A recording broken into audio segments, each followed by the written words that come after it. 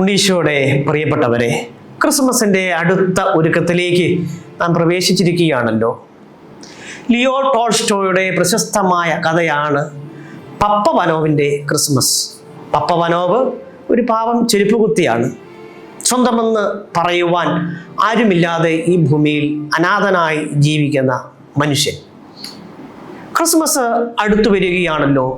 Christmas ആഘോഷിക്കുവാൻ എന്നോടുകൂടെ ആരുമില്ലല്ലോ എന്ന ദുഃഖത്തോടെ അദ്ദേഹം ഇരിക്കുമ്പോൾ അറിയാതെ മയങ്ങിപ്പോയി. മയക്കത്തിൽ ഉണ്ണീശോ പപ്പവനോവിന് പ്രത്യക്ഷപ്പെട്ട് ഇപ്രകാരം പറഞ്ഞു: നാളെ നിന്റെ വീട്ടിൽ ഞാൻ അതിഥിയായി വരും. മയക്കത്തിൽ നിന്നും ചാടി എഴുന്നേറ്റ് ഉണ്ണീശോയെ വരവേൽക്കുവാനുള്ള എല്ലാ ഒരുക്കങ്ങളും അദ്ദേഹം പൂർത്തിയാക്കി. അതിരാവിലെ മുതൽ ഉണ്ണീശോയുടെ വരവും കാത്ത് അദ്ദേഹം തൻ്റെ വീടിൻ്റെ മുന്നിൽ ഇരിക്കുകയാണ്. അതാ മരം കോച്ചുന്ന തണുപ്പിൽ ഒരു തൂപ്പുകാരൻ തെരുവ് വൃത്തിയാക്കുന്നു. അദ്ദേഹത്തിന് അലിവ് തോന്നി ആ തൂപ്പുകാരനെ തൻ്റെ ഭവനത്തിലേക്ക് കൊണ്ടുചെന്ന് ഒരു കപ്പ് കാപ്പി കുടിക്കുവാൻ കൊടുത്ത് പറഞ്ഞയക്കുകയാണ്. വീണ്ടും അദ്ദേഹം കാത്തിരിപ്പ് തുടങ്ങി. അപ്പോൾ അതാ മരം കോച്ചുന്ന തണുപ്പിൽ ഒരമ്മയും കുഞ്ഞും തണുത്ത് വിറച്ചു നിൽക്കുന്നു. അലിവ് തോന്നിയ പപ്പവനോവ് തൻ്റെ ഭവനത്തിലേക്ക് കൂട്ടിക്കൊണ്ടുപോയി ഒരു കപ്പ് കാപ്പിയും കുഞ്ഞിന് ഒരു ജോഡി ഷൂസും സമ്മാനമായി നൽകി. വീണ്ടും അദ്ദേഹം കാത്തിരുന്നപ്പോൾ അതാ തെരുവിലൂടെ 2 ഭിക്ഷക്കാർ നടന്നു വരുന്നു. അലിവ് തോന്നിയ പനോവ് ആ ഭിക്ഷക്കാരെ തൻ്റെ ഭവനത്തിലേക്ക് കൂട്ടിക്കൊണ്ടുപോയി ഒരു കപ്പ് കാപ്പിയും പുതയ്ക്കുവാൻ കമ്പിളിയും നൽകി അവരെ യാത്ര അയക്കുകയാണ്. വൈകുന്നേരമായി ഉണ്ണീശോയെ കാണാത്ത വിഷമത്തിൽ അദ്ദേഹം ഇങ്ങനെ ഇരിക്കുമ്പോൾ അറിയാതെ ഉറങ്ങിപ്പോയി. ഉറക്കത്തിൽ തൻ്റെ മുന്നിലൂടെ രാവിലെ കണ്ട തൂപ്പുകാരും അമ്മയും കുഞ്ഞും ഭിക്ഷക്കാരും മാഞ്ഞു മറയുന്നു. ഉണ്ണീശോ പ്രത്യക്ഷനായി അദ്ദേഹത്തോട് ഇപ്രകാരം പറയുകയാണ്: രാവിലെ തൂപ്പുകാരനായും അമ്മയും കുഞ്ഞുമായും ഭിക്ഷക്കാരനുമായി നിന്റെ ഭവനത്തിൽ അതിഥിയായി വന്നത് ഞാൻ തന്നെയാണ്.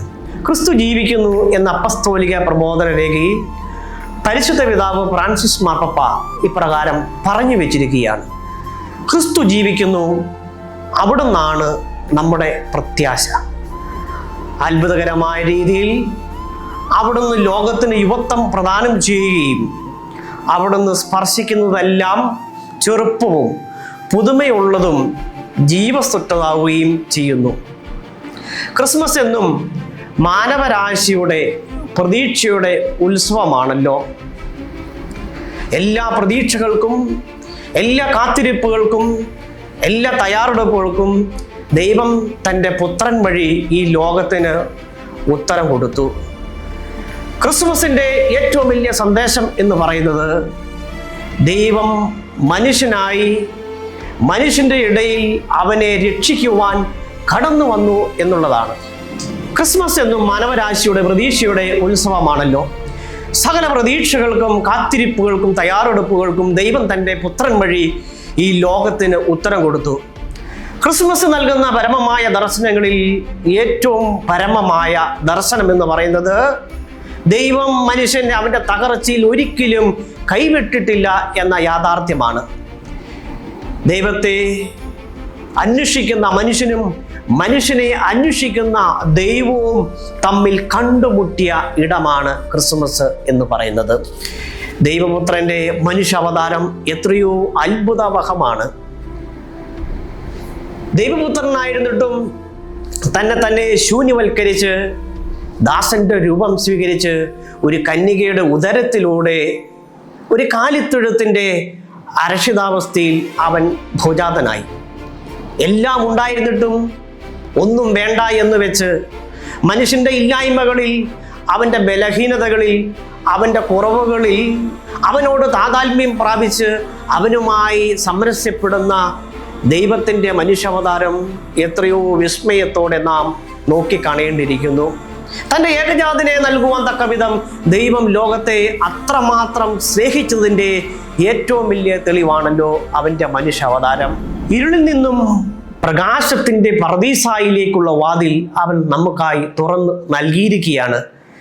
മനുഷ്യനോളം ചെറുതായ ദൈവത്തിൻ്റെ കഥ എന്നതിനേക്കാൾ ഉപരിയായി ഒരു അപ്പത്തിൻ്റെ രൂപത്തിൽ ചെറുതായ പുൽക്കൂട്ടിലെ ഉണ്ണിയേശുവിൻ്റെ സന്ദേശമാണ് ബൈബിൾ നമ്മുടെ മുമ്പിൽ അവതരിപ്പിക്കുന്നത്.